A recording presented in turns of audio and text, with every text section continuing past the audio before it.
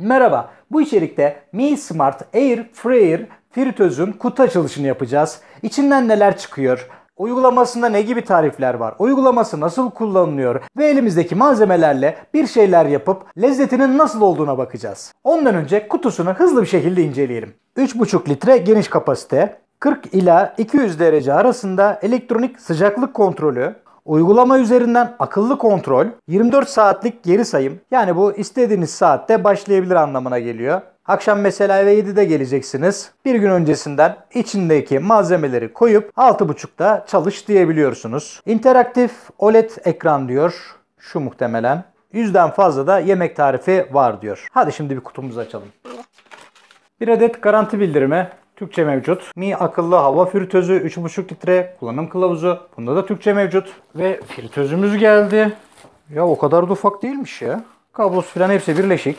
Açılmasın diye kapağını bantlamışlar. Çıkartıyoruz nazikçe. Şurada bir açma kapama düğmemiz var galiba. Şurada da bir düğme var. Bu da bu şekilde dönüyor. Bu bizim bildiğimiz eski usul fritözlerden değil. Tepesinden açılmıyor. Bu şekilde çekerek açıyoruz.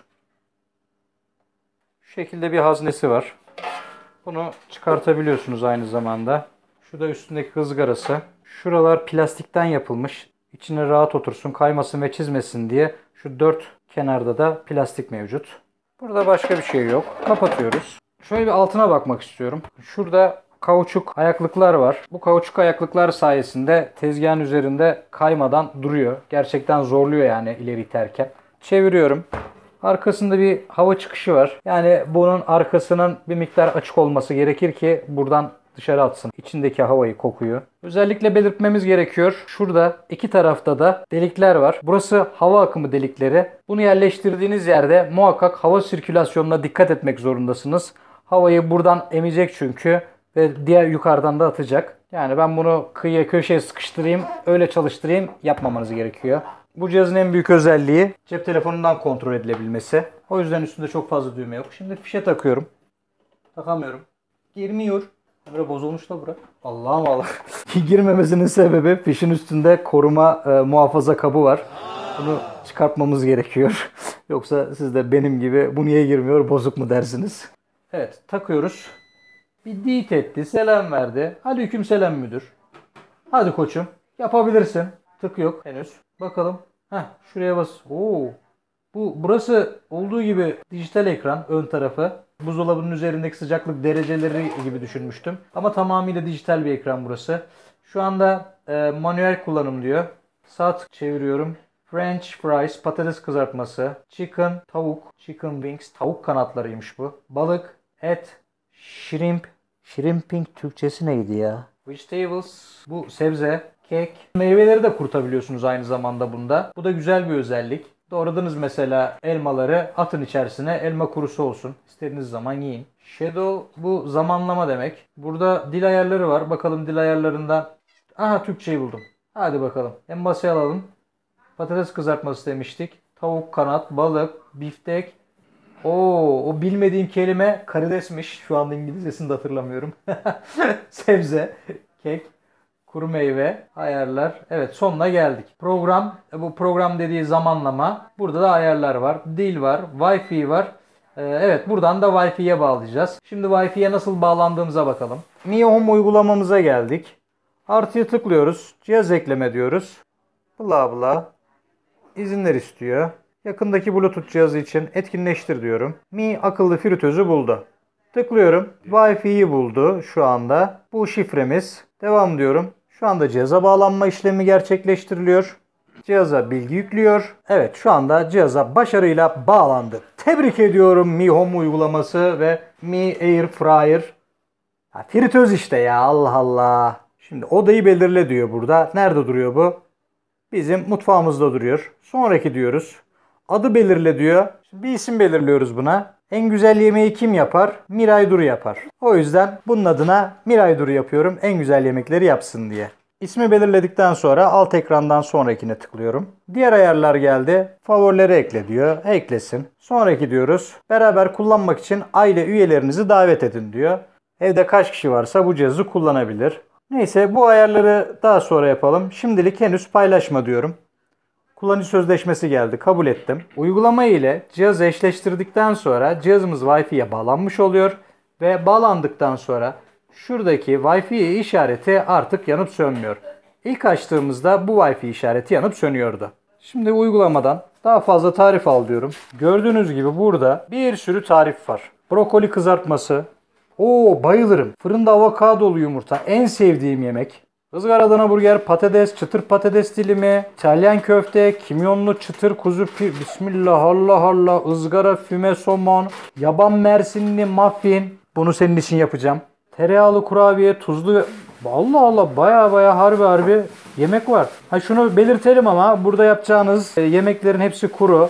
Bu sulu bir şey yapmıyor. En azından gördüğüm tariflerde yani bir sulu köfte yapmıyor. Leblebi mi? Allah Allah. Bal kabaklı kek bile yapıyormuş ya. Patates cipsi yapıyor. Harika. Şurada churros var. Bunu denemek istiyorum. Bir seçeyim bakayım ne oluyor. Tıkladığım anda malzemeleri hazırla diyor. Su, süt, tuz, pişirme süresini, sıcaklığı, malzemelere ve kendi zevkinize göre hazırlayın. Nasıl yapacağınızı anlatıyor burada. Şu şekilde yapılıyor diyor.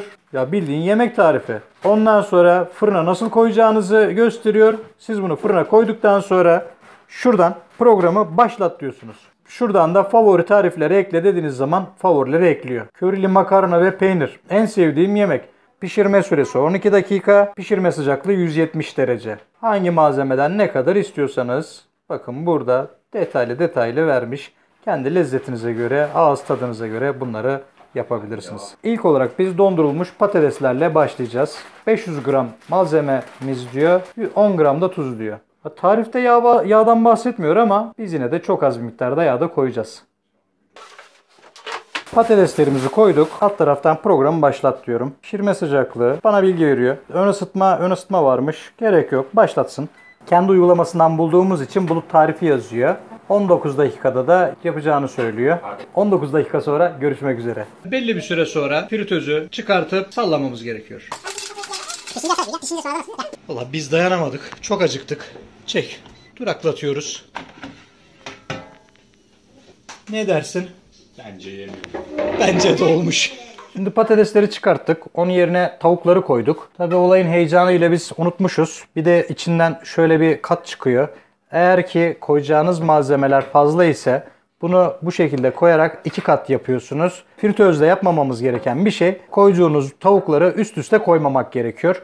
O yüzden eğer ki tavuklarınız fazlaysa bu şekilde 2 kat yapıp bunun üstüne bir kat daha koyabilirsiniz. Biz şu anda tek kat yapıyoruz. Bu sefer manuel ayar yapacağım. Patates, tavuk kanadı. Bakalım ne diyor. Tek kat, çift kat diyor. Az önce bahsetmiştim tek kat, çift kattan. Biz tek kat yaptık. Okey diyorum. 15 dakikadan geri saymaya başladı. Belli bir süre geçtikten sonra ekranda bu şekilde bir uyarı çıkıyor.